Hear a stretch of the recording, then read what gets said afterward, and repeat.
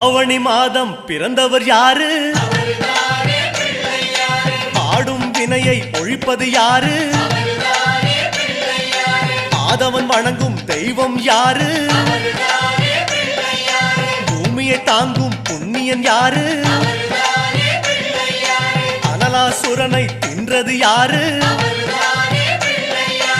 ஆணவம் நீக்கும் நாயகன் யாரு? அணிந்த மூலவன் யாரு? அவரும் வாழ்வது எங்கே கூறு?